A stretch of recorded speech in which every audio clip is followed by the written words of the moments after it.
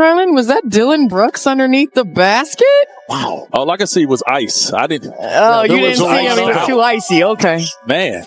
Bling, bling. Dillon Brooks might have pulled off the most savage move in the NBA this week.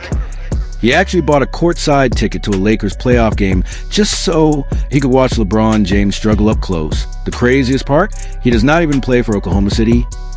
He simply showed up to enjoy every second of the Lakers falling apart.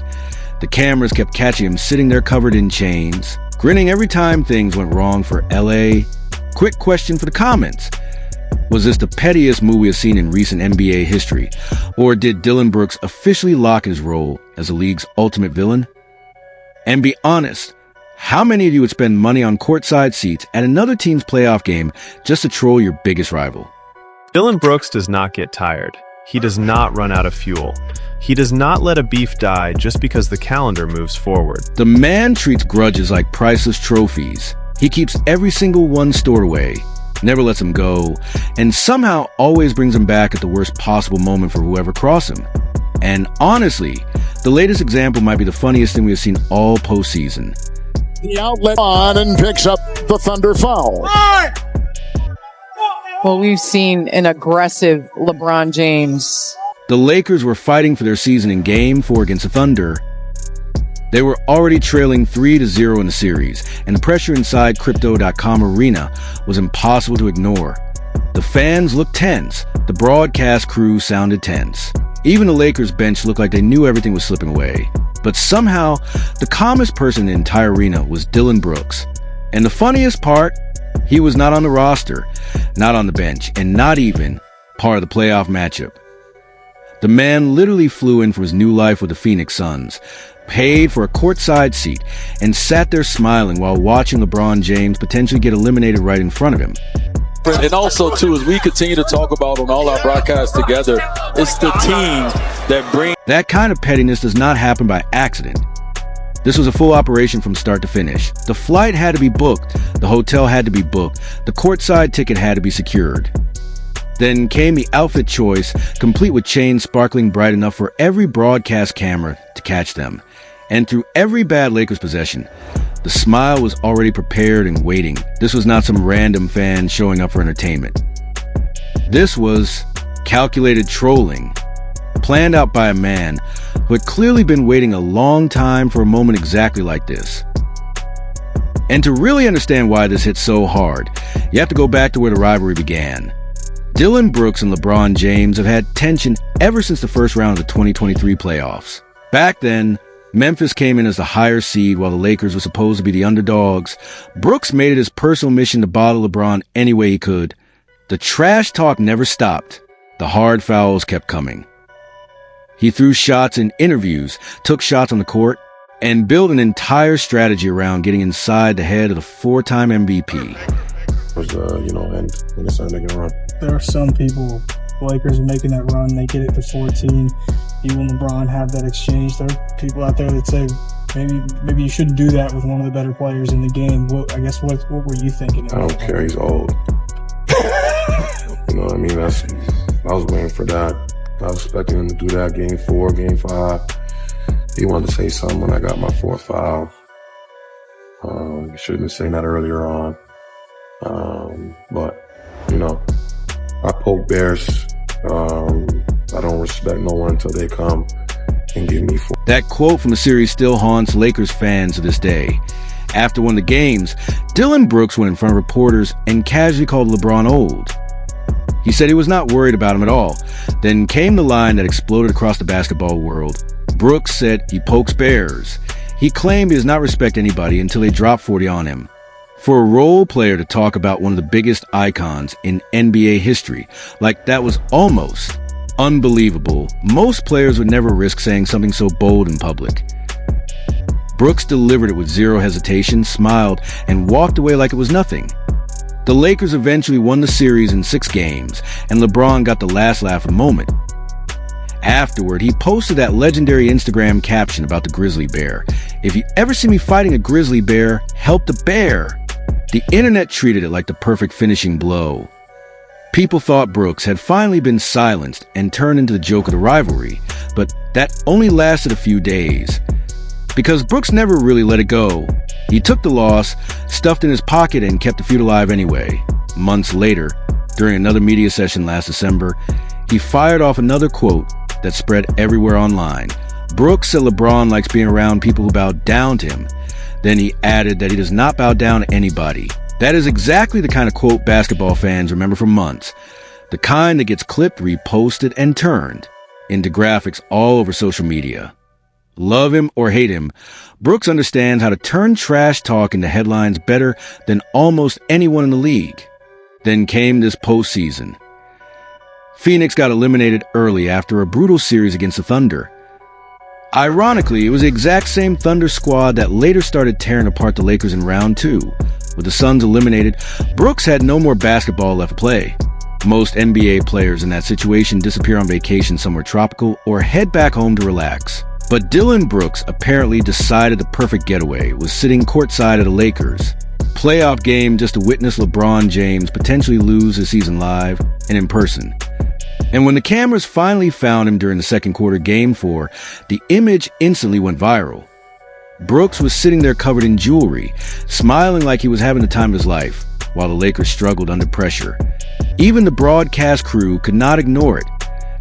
Did we just spot a villain, Kevin Harlan? Was that Dillon Brooks underneath the basket?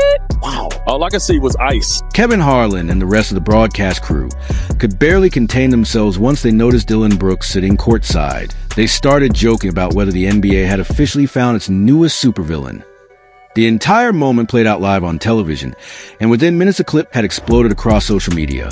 By halftime, it was already everywhere online. And honestly, the timing could not have been worse for the Lakers. The Thunder were already controlling the game. They were already dominating the series with a 3-0 lead. Every analyst around the league had been praising Oklahoma City for looking sharper, tougher, and more disciplined throughout the playoffs. Meanwhile, the Lakers were getting roasted from every direction imaginable. Inside, the NBA was clowning them. Podcasts were clowning them. Sports talk shows were clowning them. Every comment section looked like open season on the Lakers brand. Now add Dillon Brooks sitting courtside laughing through the collapse, and it turned into the perfect storm of embarrassment. The Lakers were not just losing. They were losing in front of a rival who's been waiting since 2023 for this exact moment to happen. And while Brooks enjoyed the show from the front row, the basketball itself was making the situation even uglier. LeBron looked frustrated almost the entire series. The complaints of referees kept piling up. The slow jogs back on defense after missed calls became impossible to ignore. There were stretches where the offense completely stalled out. Game 2 ended in an 18-point blowout. Then Game 3 brought another rough performance where LeBron shot under 37% and scored only 4 points in the fourth quarter. By the time Game 4 reached halftime with the Lakers trailing 49-45, the energy around the team already felt defeated. The series looked less like a battle and more like a slow countdown toward elimination. Brooks had front row seats for every painful second of it. The broadcast even slipped in some accidental honesty during Brooks' cameo. They mentioned that LeBron was averaging only around 3 free throw attempts per game in the series. Just 1 round earlier against Houston, he had been getting nearly 8. Against the Thunder, those easy trips to the line suddenly disappeared. The booth explained it as Oklahoma City bringing more physicality and controlling the tone defensively from the opening possession. And honestly, they were right. The Thunder have looked tougher, quicker, and far more aggressive throughout the matchup. Teams that dictate physicality early usually end up getting the benefit of the whistle late in the game. The Lakers kept looking toward the refs for help while the Thunder kept attacking. That difference defined the series, and nobody understands physical basketball better than Dillon Brooks. His entire career has been built around defense, toughness, and making star players uncomfortable. So, from his perspective, he was basically watching the exact argument he's been making about LeBron for years play out in real time. The body is older, the game is more physical, the whistle is harder to earn, and younger, more aggressive teams are no longer intimidated by the Lakers' aura. The funny part is that the broadcast kept trying to balance the negativity with inspirational LeBron highlights. They replayed drives to the basket and praised his preparation, discipline, and longevity. They talked about how he never cheats the game and always stays mentally ready for the moment. It felt like the kind of commentary designed to keep viewers emotionally attached to a series that already looked finished.